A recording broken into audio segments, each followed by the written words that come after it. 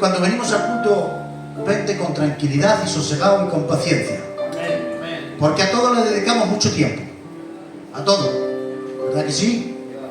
Pues estate tranquilo.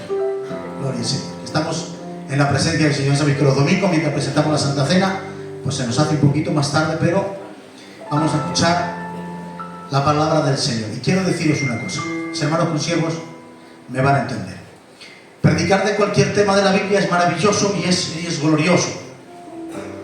Pero cuando predicamos de Cristo, pues todo alcanza otra dimensión, otra... Recuerdo que un ministerio me decía, yo cuando quiero estudiar a Cristo, necesito orar mucho porque me siento hasta indigno. Porque vamos a hablar de la gloriosa, extraordinaria persona de Jesucristo. Y te voy a decir algo, tu cristianismo depende del conocimiento que tú tengas de Cristo. No se puede ser cristiano sin Cristo. Claro, tienes claro. En la medida en la que tú conoces a Cristo, así es tu vida. Dime cómo vives y te diré cómo conoces a Cristo. El estudio de la persona de Jesucristo no es un asunto intelectual, ni un asunto por coger información. Es un asunto de vida. Amén. Así que la otra vez comencemos hablando sobre aquellas doctrinas que negaban. Ya sabéis que Cristo era la persona más discutida de la historia, la más discutida. No ha habido otro personaje en la historia más discutido que Cristo, y se sigue discutiendo sobre él. ¿Recordáis las doctrinas que decíamos que hay quien dice que no era Dios? Otros dicen que sí era Dios, pero un Dios un poco menor. Y así discutiendo sobre la persona de Cristo, y discutían mucho sobre él. Y hablábamos de que quien nos niega la divinidad de Cristo nos niega su renuncia, y quien nos niega su humanidad nos niega su entrega. Lo voy a repetir esto. Las doctrinas que niegan la divinidad de Cristo nos están negando su gran renuncia, pero quien niega la humanidad de Cristo nos está robando la entrega de Cristo. Gloria al Señor. Lo estuvimos viendo como, no sé si os acordaréis, lo estuvimos viendo como hombre, y como hombre fue grandioso, pero a intentar verle como Dios lo perdimos de vista. Porque alzar la cabeza para verlo como Dios. Filipenses capítulo 2 dice que siendo en forma de Dios, no estimó el ser igual a Dios como cosa a que aferrarse, sino que se despojó a sí mismo. Notad esto: se despojó a sí mismo, tomando forma de siervo. Es decir, la condición más baja de la sociedad era la condición de siervo. No había otra condición más baja. Y dice, hecho semejante a los hombres, y estando en la condición de hombre, se humilló a sí mismo, haciéndose obediente hasta la muerte, y muerte de cruz. Mirad, este texto va desde el trono de su gloria. ¿Habrá un lugar más alto que el trono de su gloria? No lo hay. Trata de levantar la cabeza. El trono de su gloria. Y comienza a descender.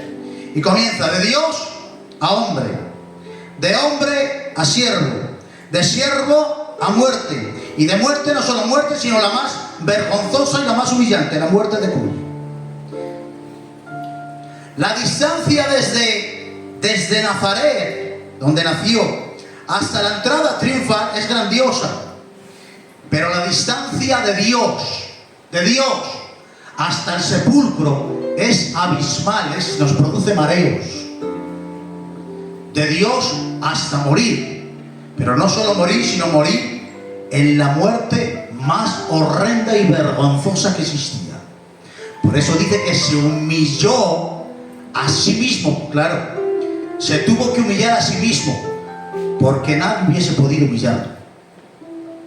Gloria al Señor. La encarnación de Cristo, cuando Dios se hizo hombre, fue un descenso. Él descendía. Por eso, comparándolo con esta imaginación que me dio, comparándolo con el primer rey de Israel. El primer rey de Israel era Saúl. Israel no tenía rey, y de repente se empeñó Israel en tener rey. ¿Y a quién escogieron? Dice que Saúl de hombros para arriba sobrepasaba todo el pueblo. Era grandioso Saúl. ¿Le vieron? Saúl, a ese tenemos como rey. Saúl era de la tribu más pequeña de todas las tribus de Israel, de Benjamín. Era un apocado, un tímido. No era nadie. Y de repente va el profeta Samuel y sale a su encuentro y le dice: Saúl, Dios te quiere para rey de Israel, para que te sientes en el trono de Israel. A Saúl se le encendieron los ojos, porque de estar buscando unas borriquillas de su padre al trono de Israel, eso fue un ascenso glorioso. ¡Qué ascenso, qué salto! Permítanme esta imaginación. Saúl y Cristo se encontraron en el medio. Saúl subía al trono de Israel y Cristo descendía hacia la cruz. Y en medio del camino se encontraron, y Saúl le dijo a Cristo: subo y desciendo a sentarme en el trono de Israel. Y Cristo le dijo: pues yo desciendo desde el trono del universo para morir en una cruz. Dios mío. Porque el hombre entiende el éxito como ascenso, como alcanzar, como llegar a lugares altos. Sin embargo, el principio cristiano es todo lo contrario. El que más humilla es el más grande. El que más se rebaja es el que más alto llega. Porque aquí todo va a la inversa. El primero será el último y el último será el primero. Al que se ensalza, Dios lo humilla, pero al que se humilla, Dios lo ensalza. Y este principio tiene que estar arraigado en nosotros. Este principio lo tiene que entender la iglesia.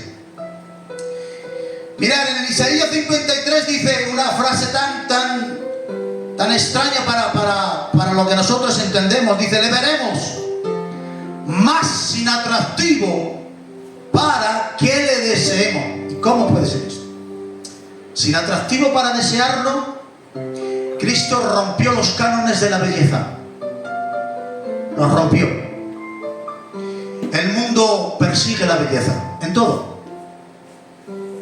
Persigue la belleza. Sin embargo, aquí dice: ¿cómo es que es inatractivo para que le deseemos? Lo que está diciendo la revelación bíblica es que ese inatractivo son los golpes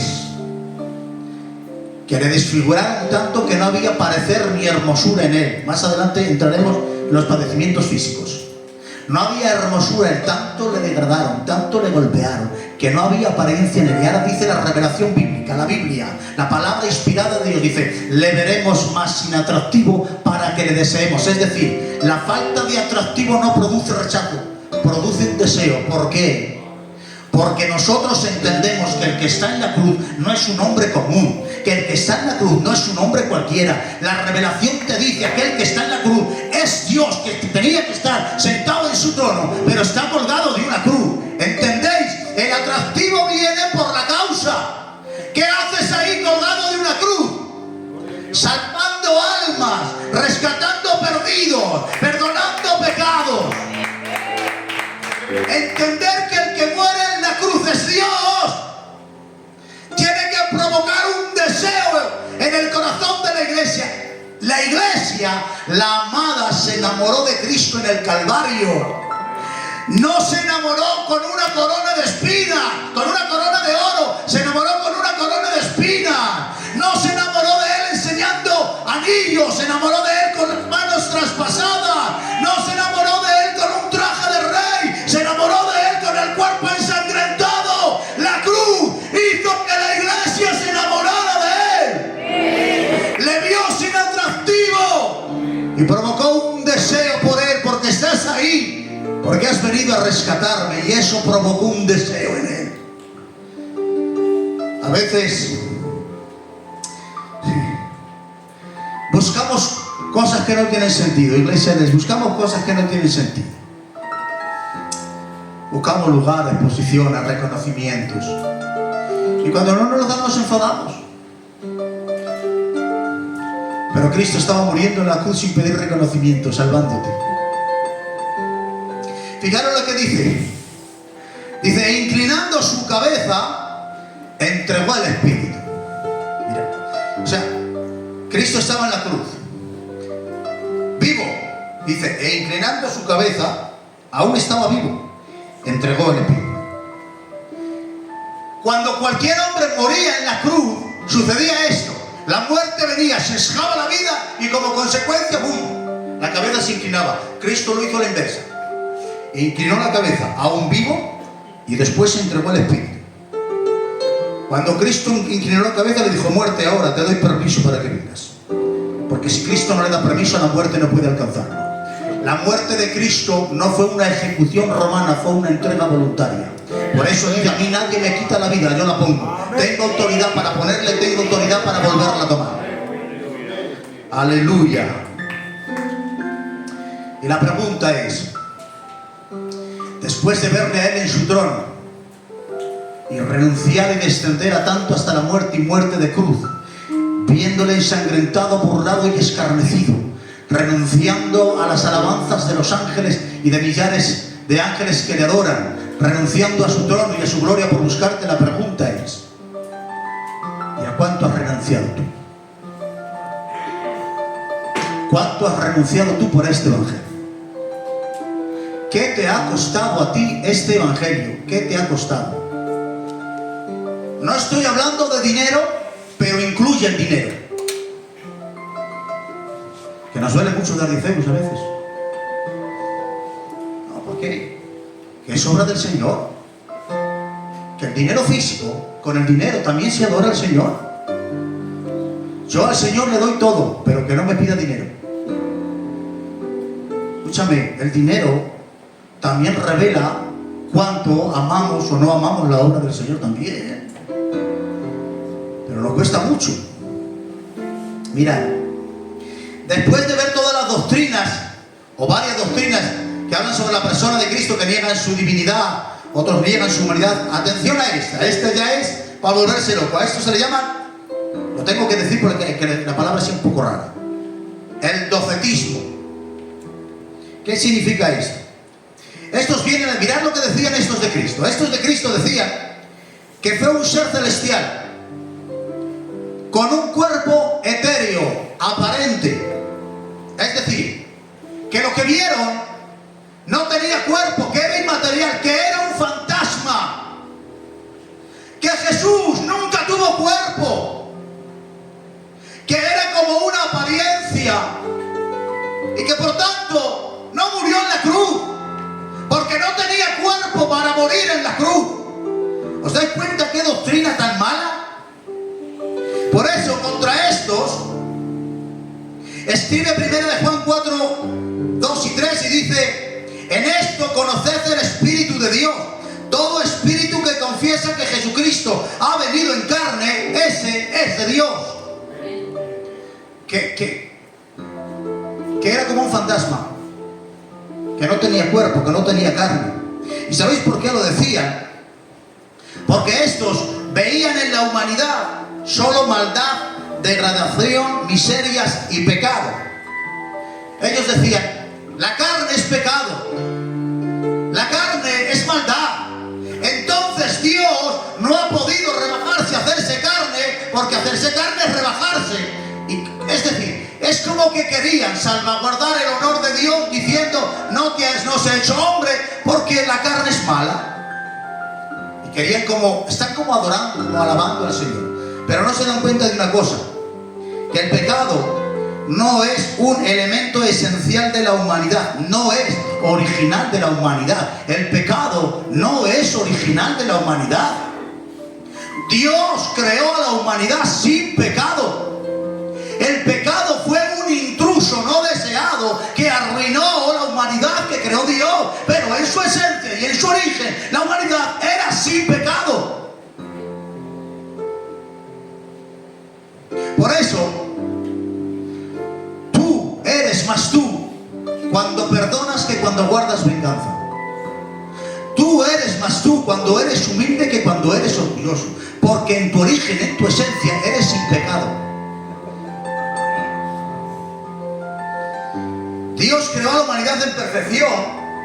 Por eso cuando Dios lo creó todo, dice: y vio Dios que todo lo que había creado era bueno. Esta palabra bueno significa bello, agradable y útil. Pero el pecado creó un cataclismo interno dentro del ser humano que lo destrozó por dentro. hace falta más que mirar a la televisión, ¿verdad?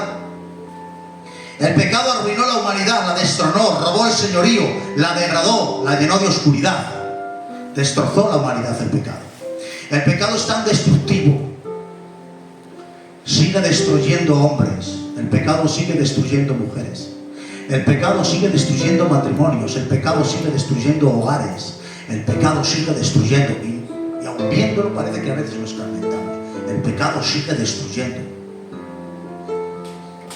Por eso esa doctrina, el docetismo, dice que hacerse carne era rebajarse. Cristo no se hizo carne porque sería rebajarse, pero no entienden algo. La humanidad de Cristo, atención a esto, la humanidad de Cristo no se rebajó al hacerse hombre. Lo que la humanidad de Cristo hizo fue elevar la humanidad al origen de su belleza. Aleluya. Hebreos dice que Cristo fue tentado en todo, pero sin pecado. Es decir, en la persona de Cristo no había concupiscencia, no había esa tendencia natural hacia el mal que hay en todos nosotros. En Él no había, pero fue tentado en todo. Esto es muy fácil de explicarlo. Miren, cogemos un vaso de agua y dentro ponemos unos pozos de barro. Eso es la concupiscencia, la tendencia natural hacia el mal. Si tú coges ese vaso y lo agitas, rápidamente los pozos de barro van a enturbiar todo el vaso. En Cristo no había concupiscencia, no había esos pozos de barro. Por eso, aunque las tentaciones no hacían más que zarandearlo, nunca enturbiaron su humanidad, porque Él era santo y no había pecado ni mancha en Él nunca. Lo intentaron, pero no hubo quien lo manchó. Aleluya. El hombre al que jamás nadie pudo señalarle. Él le decía a los fariseos: ¿quién de vosotros me redarguye de pecado? ¿Quién? No había quien le pudo apuntar con el dedo. Los docetas asociaban la carne a las tinieblas. Pero Juan capítulo 1 versículo 14 dice: y el verbo se hizo carne y vimos su gloria. La encarnación no le robó ni un centímetro de su gloria.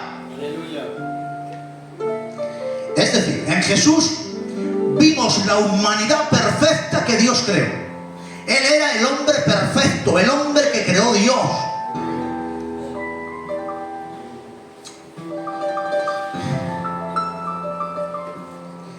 Mira, cuando Dios creó al hombre, dice: hagamos al hombre y señoree sobre peces, sobre las aves y toda la tierra. Y luego dijo: llenad la tierra y sojuzgadla y señoread, sometedla, mandad, gobernar, dominar. ¿Qué sucedió? Que cuando el hombre pecó, perdió el señorío. Lo perdió. Y perdió la autoridad que Dios le dio. Pero cuando Cristo se hizo carne, Él seguía conservando el señorío de su humanidad. Por eso es que la creación le reconocía. Dice que cuando estaba en el desierto, dice, y estaban las fieras con Él. ¿Por qué creéis que estaban las fieras con Él? La creación seguía reconociendo el señorío de su humanidad no caída, porque Cristo seguía conservando el señorío original con el que Dios creó a la humanidad. Aleluya. Parece que me estoy quedando solo.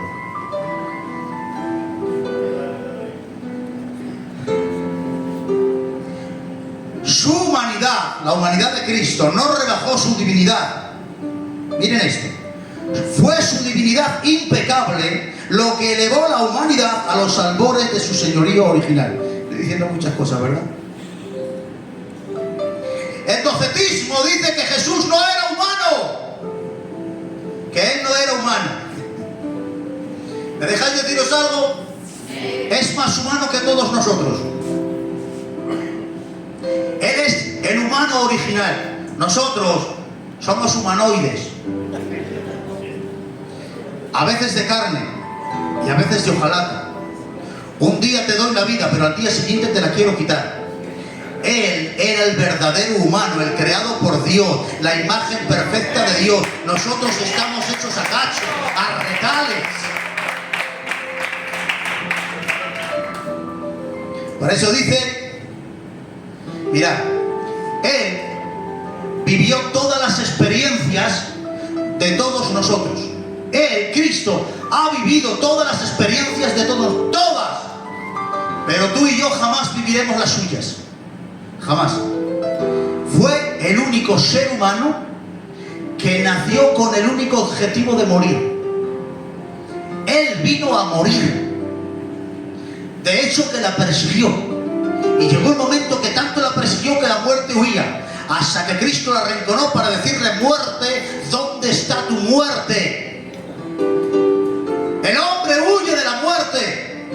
Cristo era al revés, vino a perseguirla. Y Él nos dejó ejemplo. Su humanidad nos ha dejado ejemplo, dice Primera de Pedro, que nos dejó ejemplo para que sigamos sus pisadas. Dice: en el cual no hizo pecado, ni se halló engaño en su boca, quien cuando le maldecían no respondía con maldición, cuando padecía no amenazaba, sino que encomendaba la causa al que juzga justamente. Mirad, la humanidad de Cristo, y esto ya es teológicamente muy importante. La humanidad de Cristo, estas doctrinas dicen que la humanidad de Cristo no pudo ser porque sería rebajarse. Pues bien, la humanidad de Cristo le concedió a la divinidad tres cosas que antes no tenía.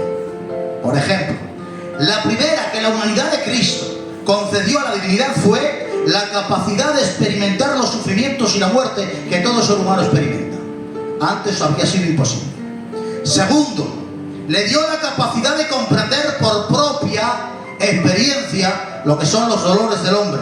Y tercero, le dio la capacidad de ser nuestro sustituto, porque nosotros necesitábamos un sustituto en la cruz.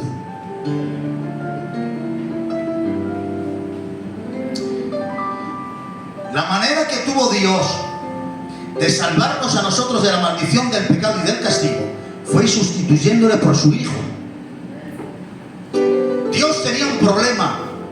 Él es justo y no puede pasar por alto el pecado, pero también amaba al pecador. ¿Cómo lo solucionó? Sustituyendo al culpable por su Hijo. ¿Te ha pasado a veces que alguien te ha hecho algo, te ha ofendido, te ha herido y no encuentras misericordia para perdonarle? ¿Te ha pasado? Por más que lo miras, no encuentras la manera de perdonarle. Le miras por un lado, peor. Le miras por otro lado, peor. Cada vez que le miras te cae peor. Le mires donde le mires y qué mala sombra tiene este chico. Y no encuentras la manera de perdonarle, ¿verdad? Como el problema que tenía Dios contigo, que no encontraba la manera de perdonarte. ¿Sabes cómo lo solucionó Dios? Sustituyéndote a ti por su Hijo. Haz lo mismo. Cuando no tengas cómo perdonar al que te hirió y te ofendió, ese que te ha herido, sustitúyelo por tu hijo, o por tu hermano, o por tu primo. Verás cuánta misericordia encuentras rápidamente. Porque cuando es ajeno lo que nos hacen, no pasa nada, ¿verdad? Pero cuando te lo hacen a ti, ¿cómo te duele? Pues ponte en el lugar de aquel que te ofendió y aprende a perdonar y a olvidar.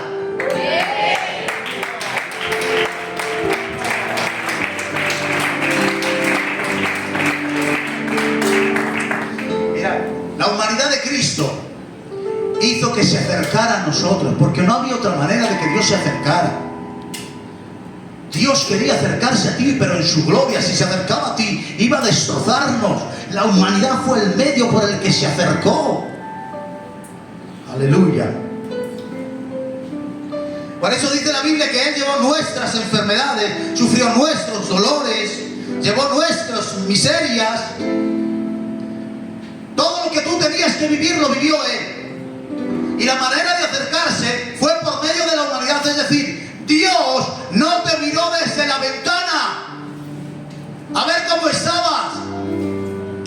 Bajó a pisar tierra maldita para salir en tu busca.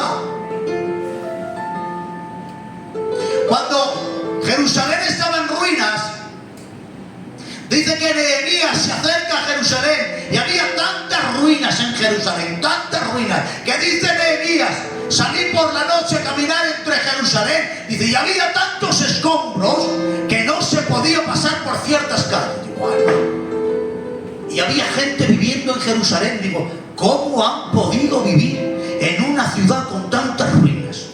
Se acostumbraron. ¿Cuántas ruinas había en Jerusalén? Y vivían allí. Y dice Nehemías, ¿pero cómo vivís aquí? ¿Sabéis qué hizo Nehemías? Comenzó a desescombrar y a desescombrar la ciudad. Y cuando Nehemías desescombró la ciudad, después ya pudo venir a traer los exiliados. Cristo descendió hasta la humanidad. Por medio de su humanidad descendió hasta nuestra Jerusalén arruinada y se fijó dentro de ti, que estabas lleno de ruinas. El corazón del hombre se había endurecido tanto, se había cauterizado tanto.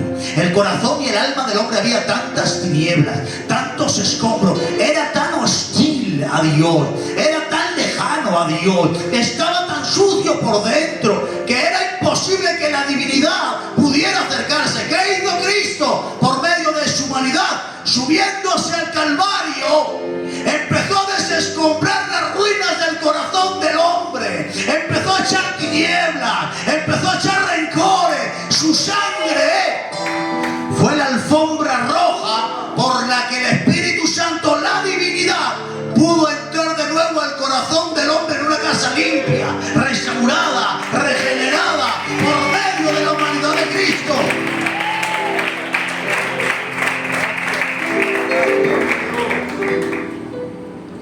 Por eso dice Hebreos 4:15, porque no tenemos un sumo sacerdote que no pueda compadecerse de nuestras debilidades, sino uno que fue tentado en todo pero sin pecado, según nuestra semejanza. Su semejanza significa que visitó nuestra humanidad para aprender por propia experiencia a socorrer al hombre miserable y perdido. Padecer significa sufrir al lado de alguien. Vino a sufrir contigo, a padecer contigo, de tal manera que sabe por propia experiencia lo que es un dolor en el alma, lo que es la pérdida de un ser querido, lo que es una frustración, lo que es una decepción, lo que es un abandono, lo que es una traición. Sabe lo que es el maltrato, sabe lo que es una tristeza desmedida. Y en todas esas cosas él no tenía ninguna obligación moral ni legal. Simplemente vino a experimentar contigo, a sufrir contigo, a caminar contigo en este mundo tan lleno de tinieblas.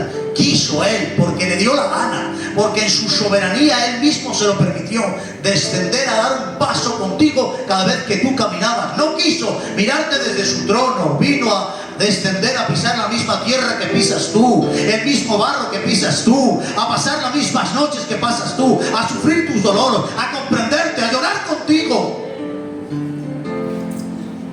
Por eso se despojó a sí mismo.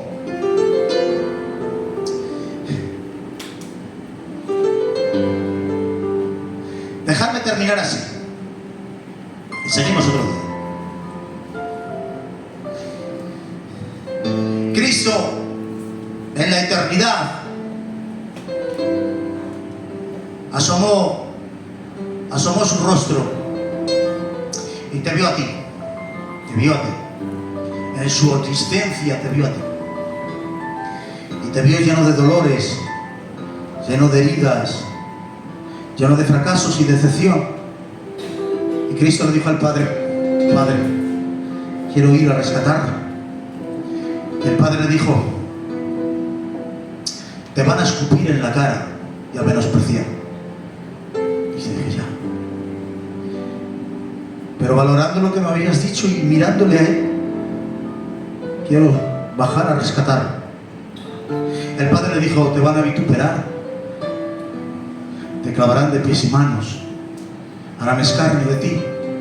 Pero Cristo dijo: lo asumo, bajo por él.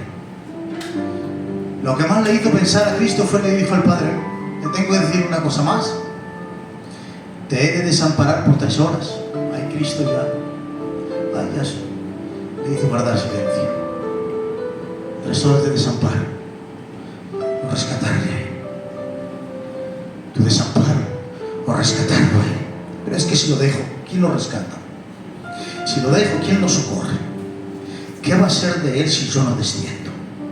Dice: está bien, asumo los escarnios, asumo que me escupan en la cara, asumo los clavos. y asumas tu desamparo, pero desciendo a rescatarlo. El Verbo se hizo carne para venir.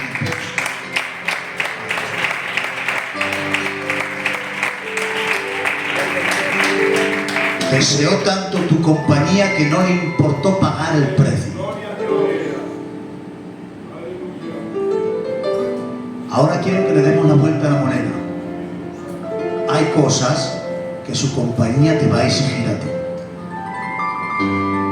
Le dicen a Daniel: Daniel, si no niegas a tu Dios, si te echamos al foso de los leones. Niega a tu Dios o los leones. Pero Daniel se queda mirando y ve los leones, se queda mirando en sus colmillos, en las zarpas. Y negar al Señor sería alejarse de Él. Los leones o tu ausencia. Y dice: echarme a los leones, porque me da más miedo su olvido que sus colmillos. Me da más miedo tu ausencia que las fieras. Me da más miedo. Y a ti, ¿qué es lo que más te preocupa en la vida? La compañía de Cristo te exige algo de ti. Porque escucha, la salvación te la ha dado gratis, pero la cercanía con Cristo tiene precio. Y exige algo de ti. Y algunos dirán: ¿es mucho o poco? Pues tú valóralo, si es mucho o poco. Pero la cercanía con Cristo, lo que exige lo vale. Hermanos, cuando tú comprendas y entiendas que no hay absolutamente nada en la existencia, voy a repetir, no hay absolutamente nada en la existencia que pueda compararse a vivir en compañía de Cristo. Absolutamente nada. Podrás ganar dinero, hacerte rico, hacerte famoso, conseguir lo que te dé la gana. Nunca, jamás podrá competir con la gloria y el privilegio de vivir cerca de Cristo. Eso no tiene comparación. Eso no hay dinero con qué pagarlo. Eso es...